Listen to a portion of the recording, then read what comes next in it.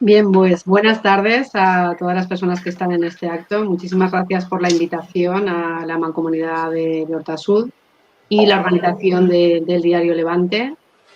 Y bueno, estoy muy contenta de estar entre vosotras porque, bueno, yo creo que esta es una gran oportunidad de debatir y repensar el teletrabajo como una de las nuevas formas laborales que vamos a tener que desempeñar en los próximos años. Si algo ha tenido de positivo la COVID es que precisamente ha permitido ensayar el teletrabajo, el trabajo a distancia en muy poco tiempo. Fijaros que si nos vamos a las estadísticas de la EPA, ¿se me escucha?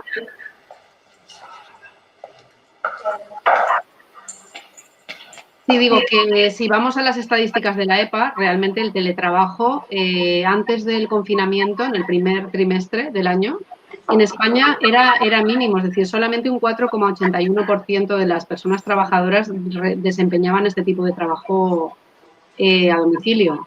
Durante el confinamiento se multiplicó por 9 y nos encontramos con una tasa del 34% de los trabajadores que desarrollaban teletrabajo. Claro, que fue a golpe de decreto. La normalización a partir de la desescalada en el segundo cuatrimestre ha hecho que la tasa de teletrabajo pase a un 16%. Fijaros que solamente en 2 trimestres se ha multiplicado por 4 la tasa de teletrabajo. Comentaba que durante la COVID hemos podido realizar un ensayo a nivel estatal de qué supone la posibilidad de desarrollar el teletrabajo y se llegó a implementar hasta el 36%.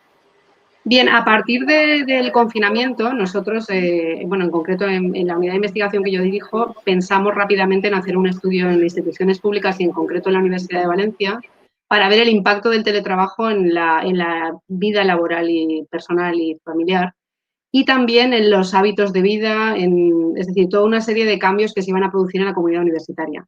A partir de ahí empezamos a teorizar sobre las ventajas, los pros y los contras del teletrabajo.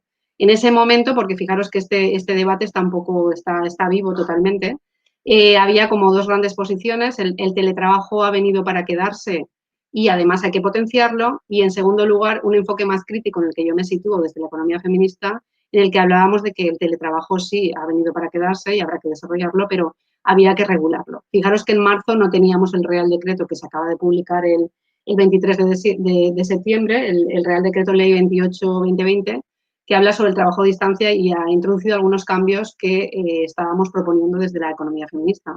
También este decreto tuvo una primera fase de rondas de mejoras y de valoración de agentes sociales y ha permitido que el decreto tenga algunos aspectos positivos.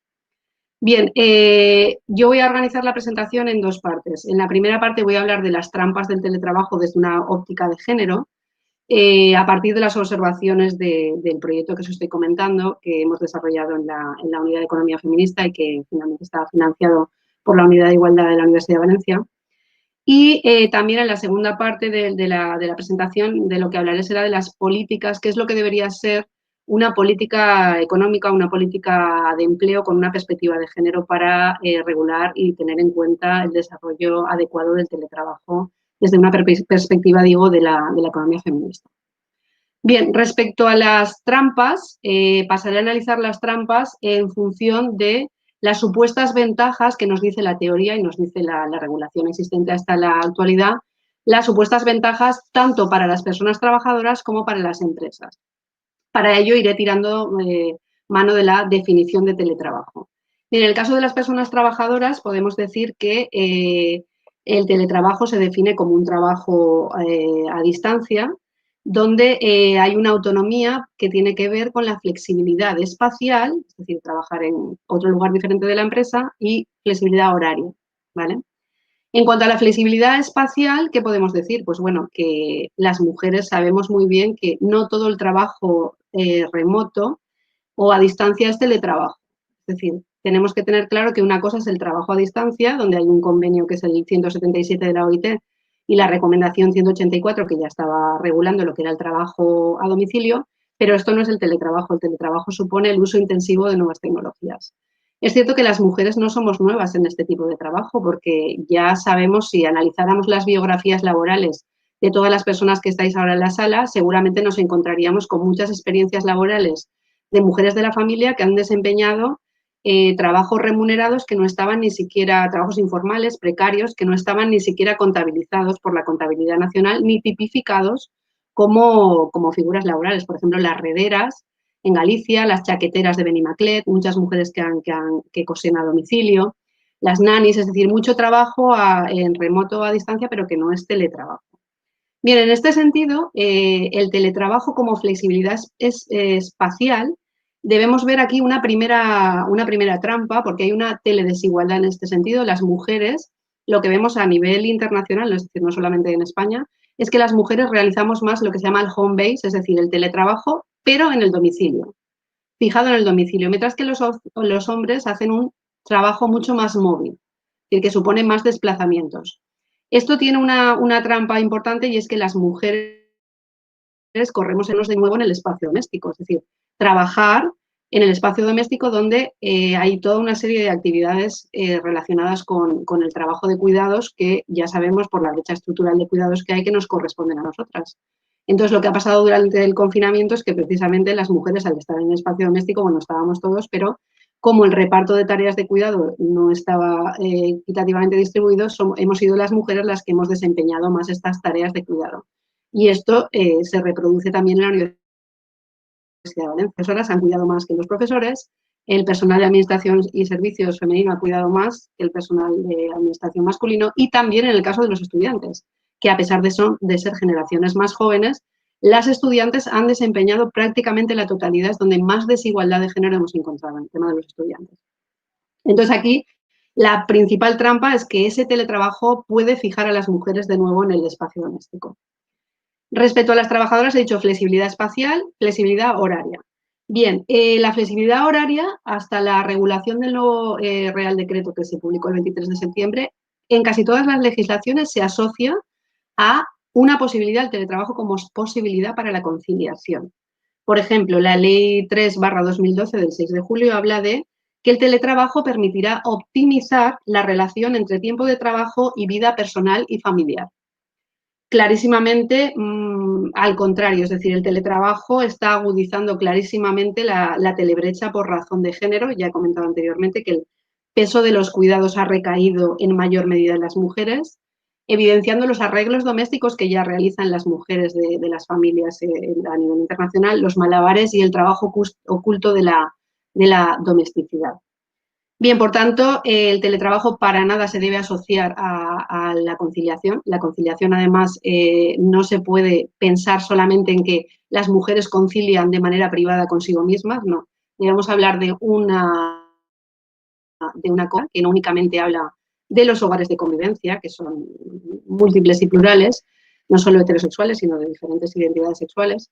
También la corresponsabilidad por lo que respecta a las empresas y también la corresponsabilidad por lo que respecta a las instituciones públicas, a la administración pública y al Estado.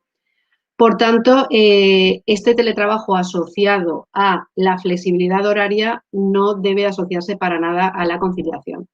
Si visteis la presentación del Real Decreto de la Ministra de Trabajo, visteis como al principio si no lo visteis, os recomiendo que veáis un poco la presentación que hizo. Nada más empezar a presentar este Real Decreto, dejó muy claro que el teletrabajo no debería asociarse para nada a la conciliación malentendida en términos privados y para las mujeres, ¿vale? Bien, es decir, esto me remite un poco a que la trampa del teletrabajo para la conciliación, este es un nuevo debate. Fijaros, hace unos años, en el seno sindical, cuando empezó a plantearse todas las reformas laborales de flexibilidad laboral, se hablaba del tiempo parcial. Si os acordáis, en la mesa tenemos personas de sindicatos. Yo había foros en los que se hablaba, pues perfecto, el tiempo de trabajo, el trabajo parcial perfecto para la conciliación de mujeres. Y esto no era así en su momento. Tuvimos que demostrar desde la economía feminista que las mujeres no deseábamos trabajar a tiempo parcial. Solamente un 3% de las mujeres que trabajan a tiempo parcial porque lo desean. Y, por tanto, no es una conciliación para mujeres. El trabajo a tiempo parcial no se puede destinar exclusivamente a las mujeres. Y, en este caso, el teletrabajo pasa exactamente lo mismo. Es decir, esto sí que es una trampa muy, muy, muy importante, el tema de la flexibilidad horaria para la conciliación del teletrabajo. Bien, esta sería una primera parte de las personas trabajadoras. La segunda parte que he comentado es el teletrabajo, sus supuestas ventajas para las empresas. Entonces, para las empresas, digamos que la legislación hasta la actualidad habla de que el teletrabajo es una solución flexible y óptima porque tiene tres grandes ventajas, que sería mejora la modernización, aumenta la productividad y reduce costes. Bien, mejora la modernización. Esto lo dice muy claramente el Acuerdo Marco Europeo sobre el Teletrabajo, que se aprobó en 2002 y luego se modificó en 2009, donde dice que va a permitir la modernización de las empresas, del tejido productivo y de los estados. Claro, aquí la trampa es que depende del país, no es lo mismo España, con un teletrabajo que no llegaba al 5% en el primer cuatrimestre, que Dinamarca, donde el porcentaje de teletrabajo es muy elevado. En España, claro, tenemos una muy débil cultura de teletrabajo unida a la brecha digital por razón de género, mucha cultura de presencialidad en las empresas, espacios vitales precarios, es decir, la flexibilidad espacial no es ninguna panacea. Quiero decir, hemos visto durante el confinamiento madres trabajando con los niños en brazos, mirando el ordenador, parte de la familia trabajando en el salón, en el pasillo, con equipos precarios, sin organización, sin medios técnicos, sin suficiente conexión a Internet. Por ejemplo, los estudiantes de la universidad pues no tenían todos ordenador, tenían que hacer turnos.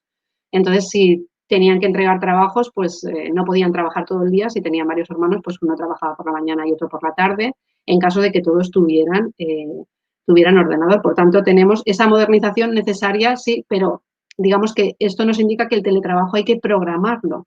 También hay que facilitarlo desde la administración pública. La segunda supuesta ventaja, y más polémica, pero que desde el mundo empresarial se ha asociado, es la teletrabajo asociado a una mayor productividad. Bueno, aquí a nivel teórico tenemos muchos debates, autores que nos hablan de que la productividad, el teletrabajo aumenta la productividad. Por ejemplo, Bloom tiene un estudio sobre centros de empleados en centros de llamadas en China, que dice que sí que hay un efecto positivo porque hay mejoras en el rendimiento individual al estar los trabajadores aislados y además las oficinas, el menor intercambio, la menor interacción en oficinas, dado que cada uno trabaja aisladamente y hay pocos desplazamientos. Entonces, hablan en positivo de la productividad.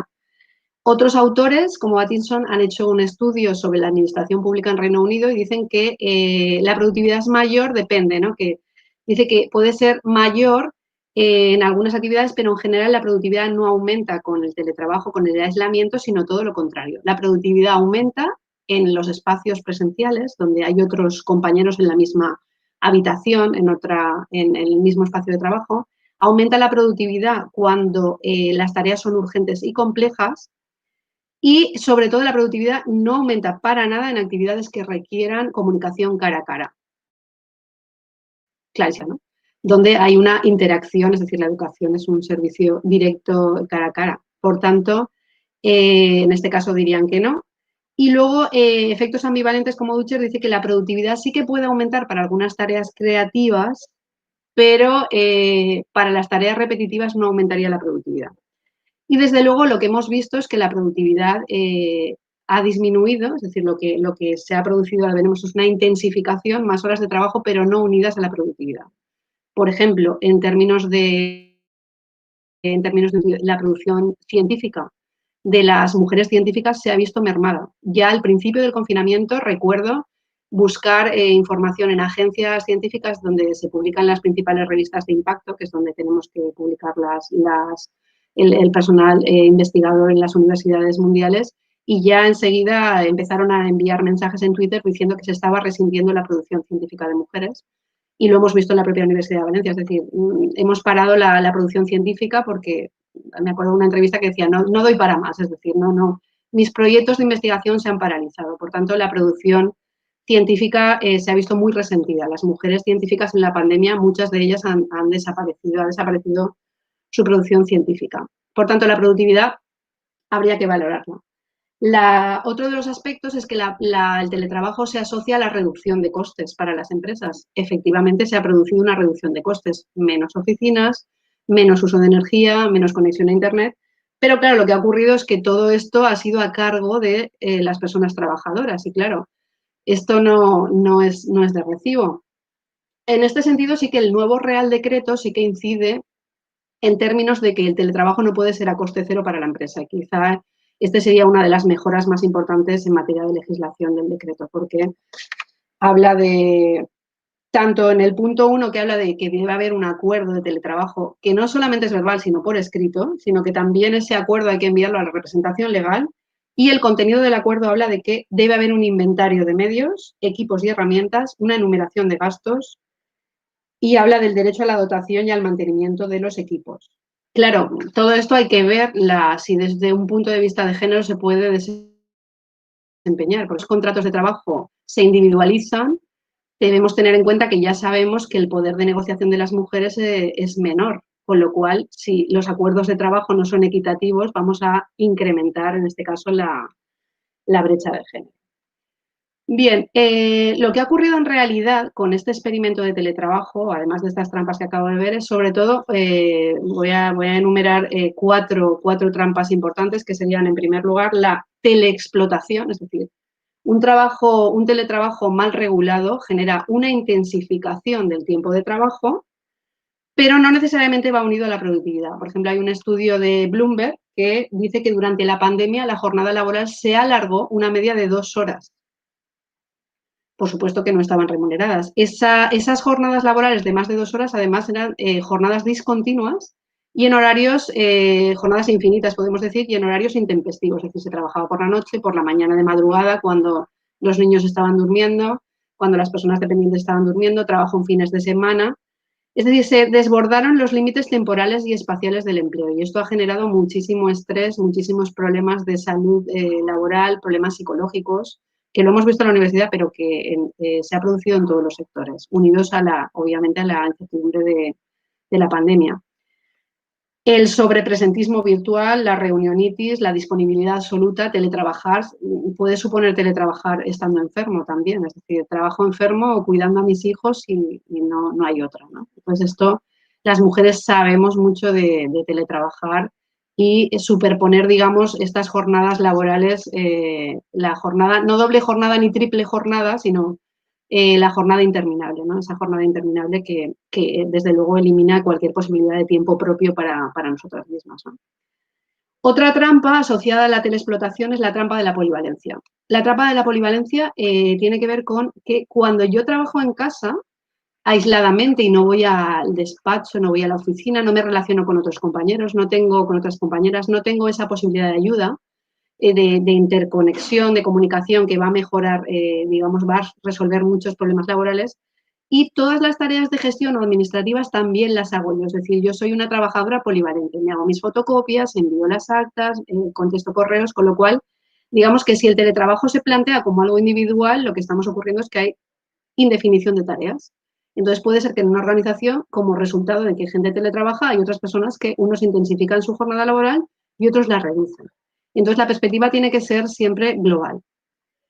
Otra de las trampas más claras, que ya le he mencionado indirectamente, es la teleuberización. La teleuberización se refiere a que con esta forma flexible de teletrabajo, lo que ocurre es que los trabajadores se atomizan y el trabajo se desterritorializa. Es decir, hay un aislamiento físico y social de los compañeros, se reduce la capacidad de negociación, porque claro, no veo a nadie, no me relaciono con nadie. Esto va a tener también muchos problemas para la carrera laboral de las mujeres. Se deslaboraliza, por tanto, es una falsa autonomía. Lo del tiempo mayor o menor tiempo personal por reducción de desplazamientos no está tan claro porque el teletrabajo supone muchas otras tareas que anteriormente no estaban contabilizadas. Por ejemplo, yo si doy clase o doy una conferencia, primero me tengo que conectar, tengo que comprobar que el vídeo, la cámara, el sonido, todo funciona perfectamente. Tengo que hacer probablemente, si no tenía esta opción, un curso para dar docencia online, tengo que preparar mis materiales, con lo cual todas esas otras tareas que supone el teletrabajo no estaban contempladas anteriormente en mi contrato de trabajo. Bien, entonces la teleuberización hace que ese aislamiento llegue un momento en que las personas pueden tener problemas importantes psicológicos porque ya no se sabe cuándo es tiempo personal, tiempo de trabajo, es decir, es todo una jornada de superposición de tareas a lo largo del día. Y Un último aspecto respecto a la telebrecha que supone el teletrabajo y a la trampa para las mujeres es que el teletrabajo no es para todos, el teletrabajo no es pan para todos, es decir, no todo el mundo tiene la posibilidad de trabajar y el teletrabajo es desigual. ¿De qué depende que el teletrabajo? Porque estamos diciendo, sí, el teletrabajo ha venido para quedarse, pero no para todas las personas, no para todos los países. Entonces, lo que se observa es que hay una teledesigualdad, es decir, la incidencia del teletrabajo es muy diferente, depende de los países. Encontramos países con un teletrabajo mínimo del 2% hasta países el máximo porcentaje de teletrabajo que llega más o menos al 40%. Si le sumamos teletrabajo ocasional que incluye llamadas o emails, por ejemplo, pues países con más teletrabajo de los que seguramente tendremos que buscar modelos serían pues Finlandia, Japón, Países Bajos o Suecia y Estados Unidos, por ejemplo. El teletrabajo depende mucho de la estructura económica del país, es decir, no es lo mismo un país centrado en la agricultura o en el turismo o en la construcción que un país centrado más en nuevas tecnologías, en I+D. España se encuentra en el primer caso, obviamente, donde es más intensivo en mano de obra. También las culturas del trabajo que he mencionado anteriormente no tienen nada que ver, es decir, en España, por ejemplo, estamos muy acostumbrados al presencialismo, ¿no? El alargamiento de esa jornada, esos horarios que no son para nada, no facilitan para nada la corresponsabilidad, ¿no? Con muchos mecanismos de control, menos autonomía de los trabajadores, es decir, hay mucho más control que en otras culturas donde, por ejemplo, los países nórdicos, donde el trabajador realmente es más autónomo sin necesidad de teletrabajar, ¿vale? También por ramas de actividad y sectores económicos hay diferente incidencia para el teletrabajo. Y esto sí que para el futuro sí que es interesante. Hemos sacado unos datos sobre la probabilidad o la posibilidad de teletrabajar. No las personas que han estado trabajando efectivamente hasta ahora, las que están teletrabajando, que es lo que nos dice la encuesta de población activa, sino cuáles son las personas que tienen posibilidad de teletrabajar según la rama de actividad. Entonces aquí salen datos interesantes porque lo que observamos es que algunos de los sectores con más probabilidad de trabajar, las mujeres tienen más probabilidad de teletrabajar. Entonces, hay que ir a cada uno de los sectores para ver realmente estas mujeres que tienen más probabilidad de teletrabajar, si realmente la brecha digital les permite o no teletrabajar. Y luego, ¿qué pasa ahora veremos en las políticas de empleo, con la carga total de trabajo? Porque, claro, no podemos repetir el ejemplo del confinamiento de mujeres, digamos, que trabajaban casi 24 horas cuidando a todos los dependientes de la familia y con jornadas laborales interminables que comentaba anteriormente. Entonces, más de la mitad de las mujeres españolas estamos concentradas en 5 sectores productivos porque tenemos, además de la segregación vertical, este famoso techo de cristal, tenemos la segregación ocupacional. Las mujeres nos concentramos en algunos sectores más propios como una extensión del rol doméstico y de esas profesiones, sobre todo, donde más posibilidad de teletrabajo hay es, por ejemplo, pues en la educación, donde prácticamente la mitad de las mujeres podrían teletrabajar, ¿no? O en actividades profesionales, científicas y técnicas, donde además está más equilibrado, tanto en educación como en actividades profesionales está equilibrado. Hombres y mujeres pueden teletrabajar más.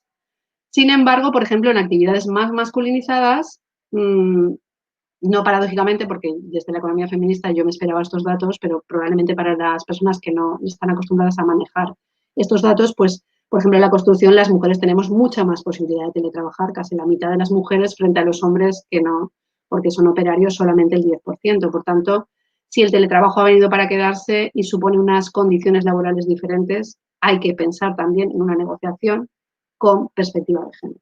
¿Vale? Bien, luego la incidencia entre trabajadoras y teletrabajadores, ya hemos dicho que hay más hombres teletrabajando que mujeres hasta ahora, más en el espacio doméstico las mujeres, referente a la teledesigualdad. Luego todo el tema de la brecha digital, claro. La brecha digital requiere un planteamiento interseccional. No solamente hablamos de mujeres y hombres, sino que hablamos de mujeres de diferentes nacionalidades, diferentes edades, diferentes niveles de educación, diferentes situaciones socioeconómicas, porque la brecha digital va unida a la brecha socioeconómica. Entonces, un dato muy interesante que sacamos durante el confinamiento es que la posibilidad de teletrabajar es un 70% para personas cuyo salario es mayor o igual a 4.000 euros al mes, 22% la posibilidad de trabajar para salarios entre 1.000 y 1.500 euros y tan solo un 13% para salarios inferiores a 1.000 euros mensuales. Por tanto, teletrabajo va unido también a la telebrecha digital y a la telebrecha socioeconómica. Aquí detrás, como tenemos detrás de estos datos, sabemos que las mujeres, además de la segregación horizontal y vertical, el techo de cristal, tenemos una importante brecha salarial en España y en el mundo, más o menos entre un 25 y un 30%, pues también vamos a ver cómo el teletrabajo puede reforzar la brecha salarial, la discriminación salarial. Por tanto, con todo este diagnóstico, y ya pasaría a la segunda y última parte de la intervención, que la dejaría un poco planteada para la mesa redonda, donde hay agentes sociales diferentes, yo lo que plantearía desde la economía feminista, en lo que trabajamos es en una política económica, no solo laboral, sino económica, una política macroeconómica, desde un punto de vista de género que regule las condiciones del teletrabajo para realmente mejorar la posición estratégica de las mujeres en el mercado laboral. ¿Para ello qué es necesario? Pues es necesario hacer un planteamiento global del teletrabajo. El teletrabajo no es una cuestión privada de las mujeres, individual de las mujeres que vayan a negociar. Si lo dejamos así, entraremos en trampas y desigualdades muy, muy, muy graves. Entonces hay que pensar en fórmulas de teletrabajo que consideren lo que desde la economía feminista es básico, que es la sostenibilidad de la vida humana, poniendo la vida de los hogares en el centro, visibilizando la carga total de trabajo de las mujeres dentro de las unidades de convivencia, las diferencias que hay y las discriminaciones que hay en el propio tiempo de trabajo, porque no nos olvidemos que el teletrabajo es una fórmula flexible, pero que se superpone con una brecha estructural que hay de cuidados, donde el reparto de las tareas de cuidados no está para nada equilibrado. Y además, las brechas estructurales en cuanto al mercado laboral, porque las mujeres estamos, como dice Jorge Reisman, quien parte y comparte se lleva la peor parte. Somos menos activas, estamos menos ocupadas, estamos más paradas. Fijaros ahora mismo en septiembre, los últimos datos de la EPA, de cada 10 personas desempleadas ya 6 son mujeres. Fijaros que con la crisis de 2008 el paro femenino y masculino se igualó, pero progresivamente las mujeres hemos vuelto a esa tasa de paro que va en incremento y que es más tolerante que el paro masculino, siempre lo ha sido, ¿no? Entonces, hemos de decir que la pandemia ha iniciado una crisis económica, una nueva crisis económica, y que va a impactar en esa brecha estructural de las mujeres en el mercado laboral y de cuidados.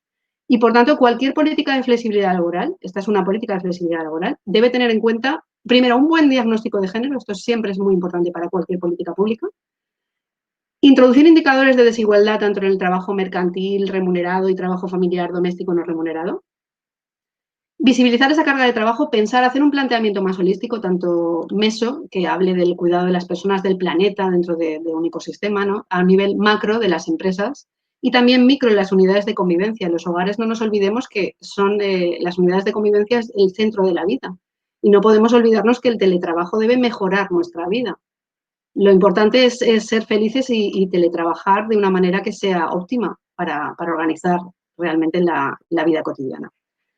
Entonces, ¿el objetivo cuál sería? Pues bueno, el teletrabajo debe generar una integración no en el mercado de trabajo y facilitar una reconciliación, yo siempre no hablo de conciliación, sino de reconciliación de la vida, no solo familiar, de la vida personal, también el tiempo propio para las mujeres, también el tiempo laboral y tener muy en cuenta todo el tema de cuidados y pensar en todo el tema de los tiempos corresponsables.